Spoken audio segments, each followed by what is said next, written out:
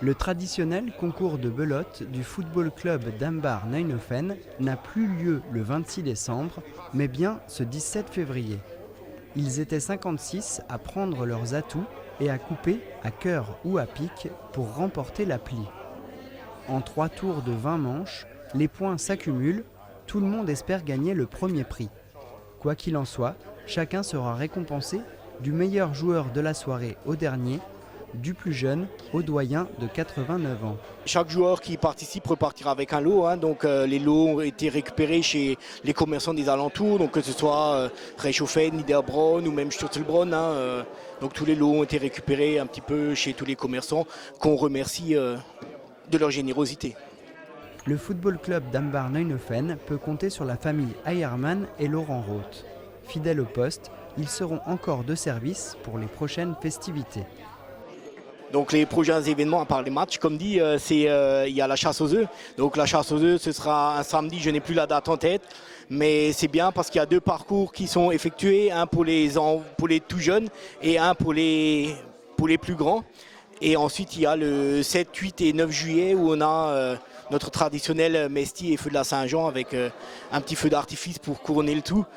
Ces rendez-vous du football club d'Ambar Nijmegen sont toujours attendus. Ils sont l'occasion de partager des moments de convivialité. Pour l'anecdote, Rémi Hyde remporte le tournoi de belote avec 6112 points.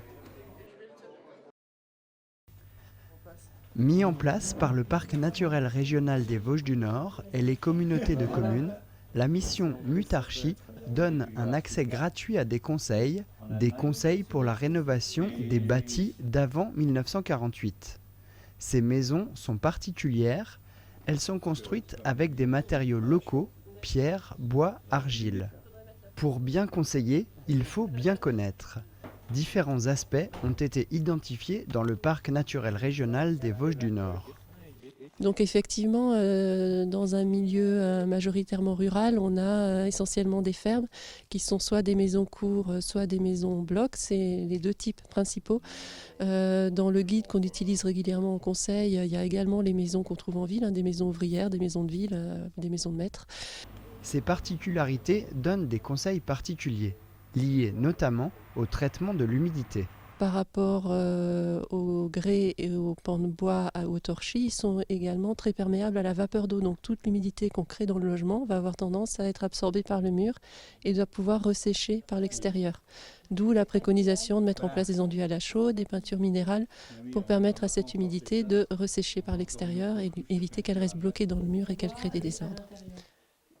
Pour faire les choses dans l'ordre, Anne River a des conseils pour toutes les étapes, de l'état des lieux à l'organisation du chantier, en passant par la réflexion sur le projet. Puis on renseigne aussi sur les aides qui peuvent exister. Donc on renvoie vers les espaces Info Énergie, vers le PIG Rénov Habitat, vers les aides de la région, et pour que les personnes puissent trouver les financements aussi complémentaires qu'ils peuvent avoir. C'est elle qui nous a offert la vision finale, comment la maison pourrait être. Il y a beaucoup de gens qui croyaient qu'on allait la déconstruire, la raser. Oui, ils croyaient qu'on allait la raser et faire un jardin plus grand. Et c'était pas l'intention. L'intention était de garder le colombage. Et vous nous avez permis d'achever ça. Et pour ça, on vous remercie infiniment. Pour plus d'informations, le site éco-rénové du parc des Vosges du Nord regroupe des conseils, des vidéos et même la programmation Habiter autrement avec les dates de stages pratiques. Et pour rencontrer les spécialistes, le livre « Vivre et habiter une maison traditionnelle » sera dédicacé le 5 mars au CAUE de Strasbourg. Et c'est comme ça qu'on a appris à... Jedes Jahr seit Jahrhunderten ist in Oftwiller Ski geschlagen. Das heidnische Fest ist immer am Sonntag nach Fasnacht und für das ist Oftwiller bekannt. Leute aus dem ganzen Elsass kommen für das zu schauen. Wie sein Name schon sagt, werden brennende Holzscheiben in die Luft geworfen. Früher ist die Tradition in der ganzen Gegend sowie im Kochersberg und im Schwarzwald eingehalten worden. Die Scheiben symbolisieren die Sonne, wie der Winter schoss, als endlich das Frühjahr kommt. Heutzutage ist Offwiller eines der letzten Dörfer, wie die Tradition noch eingehalten wird. So viele Nägel sind auch stolz auf die Schieferschlager und ich glaube, in jeder Familie von Auffüller ist eine Person oder ein paar Personen, die raufkommen, die Schieferschlager jedes Jahr. En fait, es ist eine Tradition, wie jede Familie von Auffüller hat. Es ist richtig wichtig für die Auffüller, weil ça crée un petit peu du lien zwischen der Familie und zwischen der Geschichte vom Dorf. Donc alle Auffüller wollen, bien sûr, dass die Tradition so lange wie möglich stattfindet. Vor eben 10 Jahren noch haben die Kinder von Aufwiller keine Schulkeit den Tag nur Schiefen schlagen. Es ist ihre Journée du Mer geworden. Es gehört einfach zu der Geschichte von Aufwiller. Et donc on venait, chacun faisait son petit camp, donc il y avait plein de petits endroits, on faisait des petits feux. Et le lendemain, donc le lundi, le matin de bonne heure déjà, on montait, on allait à la boucherie, à la boulangerie, on cherchait tout ce qu'il fallait et on passait la journée ici à faire le feu. Enfin on rentrait noir, on sentait certainement le feu, mais on passait des journées, c'était des super souvenirs. Mehrere Wochen vor dem Schieferschlagen wird im Wald Holz zusammengesucht und auf die Schiefenbarre gebracht. Am Tag vom Schieferschlagen wird das Feuer anfangs Mittag schon angezündet und geht es 6, wenn die Sonne untergeht, ist das Feuer gerichtet und die ersten Schiefen können geschmissen werden.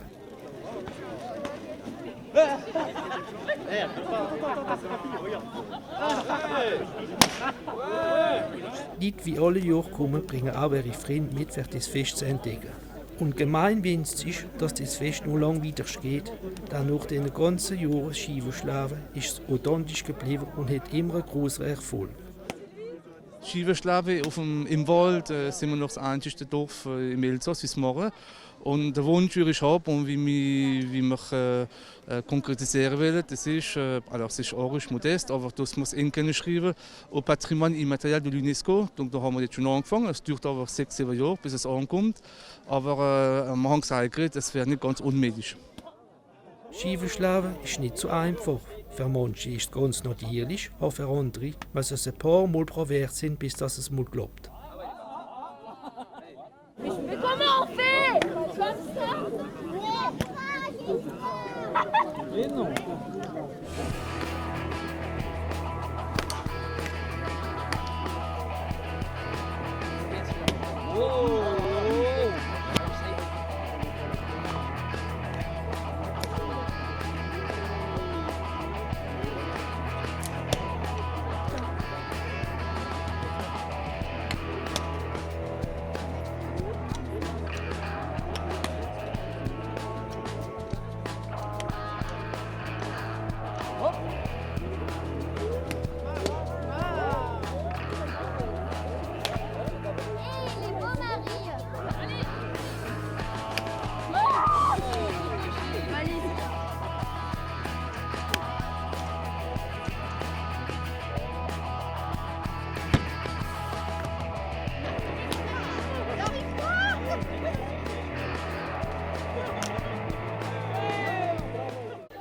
Ce n'est pas un rassemblement de country ou un bal de princesse, mais ça y ressemble.